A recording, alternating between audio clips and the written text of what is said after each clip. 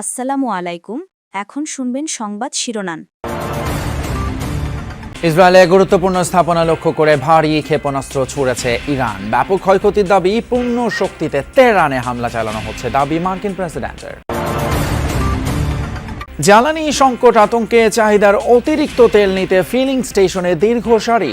যানবাহনে জ্বালানি বিক্রির সীমা বেঁধে দিয়েছে বিপিসি, অহেতুক মজুদ না করার আহ্বান। প্রধানমন্ত্রীর প্রথম ইফতার আয়োজন কূটনীতিকদের সম্মানে। জাতিসংঘ সাধারণ পরিষদে বাংলাদেশের প্রার্থীকে সমর্থন দিতে সদস্য দেশগুলোর প্রতি আহ্বান। শুধু প্রতিবাদ নয়, অন্যায়ের বিরুদ্ধে গড়ে তোলা হবে প্রতিরোধ। মন্তব্য জামায়াত আমিরের। ২৪-এর চেতনা সমুন্নত রাখার প্রত্যয়। আসসালামু আলাইকুম। এতক্ষণ দেখছিলেন সংবাদ শিরোনাম, এখন দেখবেন বিস্তারিত। ইরানের একের পর এক মিসাইল হামলায় কেঁপে উঠল ইসরায়েল। শুক্রবার বেন গুরিয়ন বিমানবন্দর, হাইফা পোর্ট সহ রাজধানী তেল আবিবের বিভিন্ন স্থানে ক্ষেপণাস্ত্র হামলার কথা জানিয়েছে ইরানের বিপ্লবী গার্ড বাহিনী।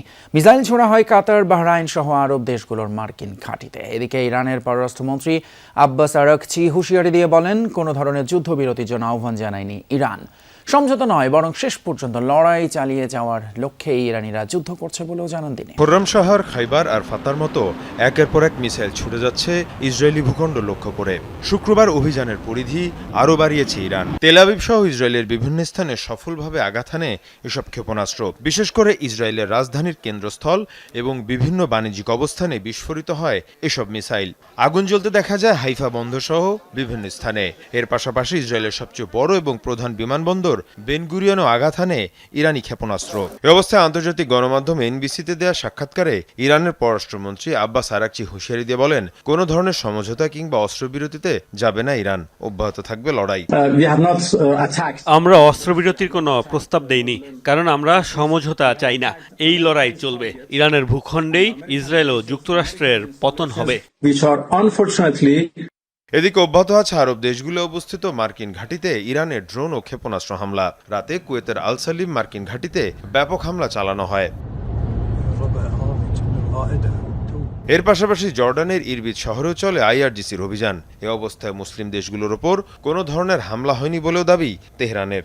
ইরান যুদ্ধের প্রভাব পড়েছে বাংলাদেশে ও রাজধানীর পেট্রোল পাম্পগুলো এখন রীতিমতো যুদ্ধাবস্থা। প্রায় প্রতিটি পাম্পে গাড়ি আর মোটরসাইকেলের উপচে পড়া ভিড়। দীর্ঘ সময় লাইনে দাঁড়িয়ে যেটুকু তেল মিলছে তাও অপর্যাপ্ত। মজুদ ফুরিয়েছে অনেক পাম্পে। অন্যদিকে তেল দেওয়ার ব্যাপারে সরকারের নেওয়া সিদ্ধান্তের বিষয়ে মিশ্র প্রতিক্রিয়া দেখা যাচ্ছে।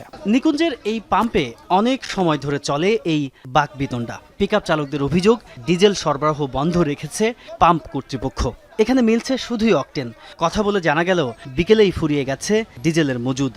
আমরা চাইছি 500-1000 টাকার করে তেল দেন, আমরা এখান থেকে ঢাকার বাইরে বেরি, তারপর আমরা ব্যবস্থা করতেছি। বৃহস্পতিবার সরকার সাফিসিয়েন্ট তেল দিতে পারে নাই, ডিজেল, যার কারণে এখন পাবলিকেরও সাফিসিয়েন্ট তেল দেওয়া যায় সম্ভব নয়। অকটেন যতক্ষণ পর্যন্ত সাফিসিয়েন্টভাবে সরকার নির্দেশনা, প্রথম আলোতে নির্দেশনা পত্রিকা দিয়েছে অনুযায়ী আমরা দিতে আছি। প্রাইভেট কারে 10 লিটার আর মোটরসাইকেলে 2 লিটারের বেশি জ্বালানি নয়। সরকারের এমন সিদ্ধান্তের পর পাম্পগুলোই বেড়েছে গাড়ির সংখ্যা। কাঙ্ক্ষিত তেল পেতে পার করতে হচ্ছে দীর্ঘ সময়। কোথাও কোথাও যানজটও সৃষ্টি হয়েছে গাড়ির চাপে। 2 লিটার তো হয় না এই বাইকে তো হয় না। এই কালকে আবার দাঁড়াইতে হবে। কালকে 250 কিলোর গাড়ি রান করা লাগবে, মানে 250 কিলোর ভিতরে তো আমার 2 লিটার তেল হবে না। এখন বাসায় যাইতে হবে, সেই ফলে নিতে হবে তেল। না নিলে তো দেখা গেলো 2 দিনে যে পাবো না, পরে দেখা গেলো অল্প অল্প পাবো। 100 কিলোমিটারও চালানো যাবে না। এটা হচ্ছে যে সাধারণ জনগণ ভোগান্তির মধ্যে পড়ে গেছে। এই 1 ঘন্টা সিরিয়াল ধরে মাত্র 250 টাকার তেল নিলাম। এরই মধ্যে সরকারি নোটিশ টাঙানো হয়েছে পাম্পের মেশিনগুলোয়। চালকরা বলছেন, কম হলেও তেল পাচ্ছে সবাই, ব্যাপারটা ইতিবাচক। অনেকে তেল নিয়ে মানে ট্যাঙ্কি লোড করে বাসায় নিয়ে আবার রাইখা আবার আসে, যে কারণে ঘাটতির এখন দেখা দিচ্ছে। আর নাহলে তো যে তেল আসলে তো আরো 20-15-20 দিন অনায়াসে চলার কথা, ঝামেলা হতো না।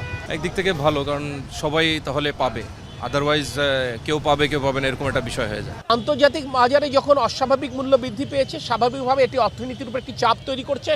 সমন্বয়ের প্রয়োজনীয়তা দেখা দিতে পারে। আমরা চেষ্টা করব যতক্ষণ পর্যন্ত তেলের মূল্য বৃদ্ধি না করা যায়, আমরা সেটুকুই চেষ্টা করব।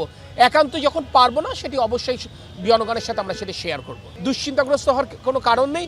আমরা যদি আমাদের স্বাভাবিক চাহিদা অনুযায়ী আমরা তেল নেই পেট্রোল পাম্প থেকে, আমি মনে করি সংকট আগামীতে হবে না ইনশাআল্লাহ। জাতিসংঘ সাধারণ পরিষদের 81তম অধিবেশনের সভাপতি পদে বাংলাদেশের প্রার্থী পররাষ্ট্রমন্ত্রী ডক্টর খলিলুর রহমানের প্রতি সমর্থন দিতে ঢাকায় নিযুক্ত কূটনৈতিকদের আহ্বান জানিয়েছেন প্রধানমন্ত্রী তারেক রহমান। রাষ্ট্রীয় অতিথি ভবন যমুনায় কূটনৈতিকদের সঙ্গে ইফতারে প্রধানমন্ত্রী বলেন, বহির্বিশ্বের সঙ্গে বাংলাদেশের সম্পর্ক হবে পারস্পরিক স্বার্থ ও মর্যাদার ভিত্তিতে। প্রতি রমজানের শুরু থেকেই রাজনৈতিক দল হিসেবে বিএনপি নানা পেশাজীবী ও দলীয় অঙ্গ সংগঠনের উদ্যোগে ইফতার মাহফিলের আয়োজন করত, কিন্তু এবার ব্যতিক্রম। সরকার গঠনের পর কৃচ্ছ্রতা সাধনের অংশ হিসেবে এমন আয়োজন থেকে বিরত থাকার নির্দেশ দেন প্রধানমন্ত্রী তারেক রহমান। সরকার প্রধান হিসেবে নিজের বরাদ্দকৃত বাসভবন যমুনায় আনুষ্ঠানিকভাবে না উঠলেও প্রথম কোনো আয়োজন করলেন কূটনীতিকদের সম্মানে। ঢাকায় নিযুক্ত বিভিন্ন দেশের কূটনীতিকদের সাথে পরিবারের বাইরে রোজায় প্রথম কোনো ইফতারে যোগ দিলেন প্রধানমন্ত্রী, যেখানে যোগ দেন প্রায় সব দেশের রাষ্ট্রদূত। পরিবারের সদস্যদের নিয়ে কুশল বিনিময় শেষে ইফতার পূর্ব সংক্ষিপ্ত বক্তব্য রাখেন তারেক রহমান। জাতিসংঘ সাধারণ পরিষদের সভাপতি পদে বাংলাদেশের প্রার্থীকে বিজয়ী করতে সদস্য দেশগুলোর প্রতি আহ্বান জানান তারেক রহমান।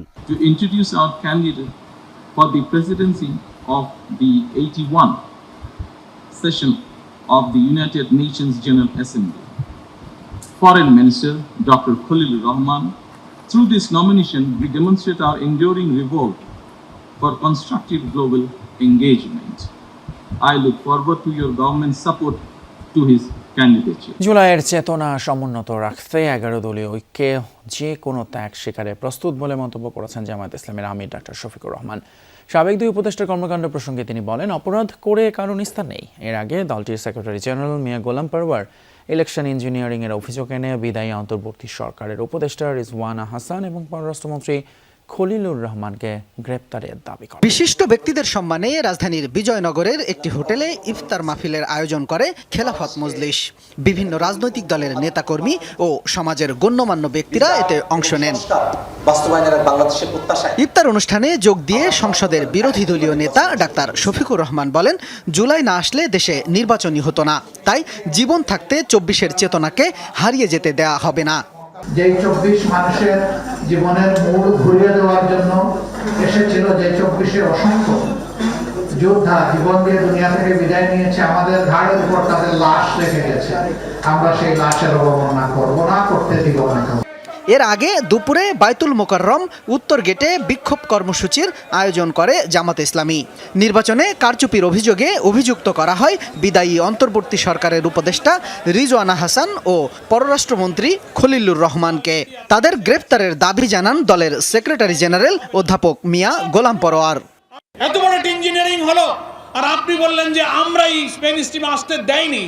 আপনার কথাই তো সাক্ষী দেয় যে আপনি আমাদেরকে নির্বাচনে মেজরিটি হতে বাধা দিয়েছেন। করিডর কিছু নেই, নিয়মতান্ত্রিকভাবে আমরা এটার জুডিশিয়াল বিচার বিভাগীয় তদন্ত দাবি করছি। সাবেক দুই উপদেষ্টা সহ ইলেকশন ইঞ্জিনিয়ারিংয়ের অভিযোগের বিচার বিভাগীয় তদন্ত দাবি করেন বক্তারা। সমাবেশ শেষে বায়তুল মোকাররমের উত্তর গেট থেকে বিক্ষোভ মিছিল বের করে নেতাকর্মীরা।